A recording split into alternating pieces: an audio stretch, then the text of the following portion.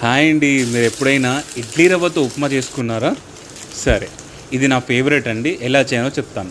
ముందుగా ఇడ్లీ రవ్వని నీళ్ళలో ఇలా నానబెట్టుకోండి.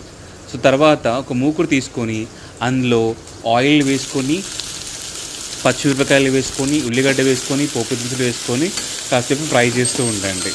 ఓకేనా? ఫ్రై ఇలా ఆనియన్స్ ట్రాన్స్పరెంట్ అయ్యేదాకా ఫ్రై చేస్తూ ఉండండి.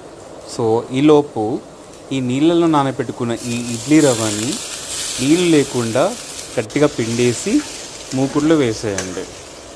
సో అలా మొత్తం వేసేసి సో తడుపుతూ కలుపుతూ ఉండండి. అట్లా సిమ్లో వండాలండి దీన్ని.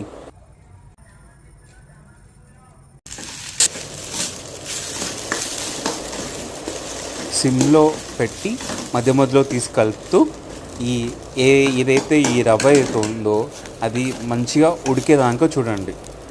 అట్లా కలుపుతూ మధ్యలో కలుపుతూ ఉండండి.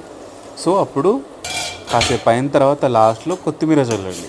కొత్తిమీర చల్లిన తర్వాత తీసుకొని ఒక ప్లేట్లోకి సర్దుకోండి.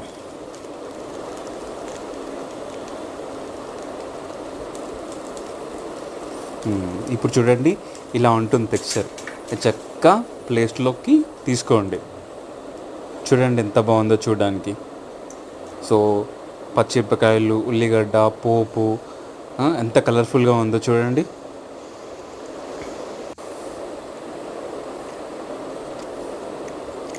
అలా ఒక్కొక్క ముద్ద తింటూ చాలా బాగుంటుంది. కొందరు ఇష్టమైన వాళ్ళు నిమ్మకాయ రసం పిండుకోండి, చాలా బాగుంటుంది.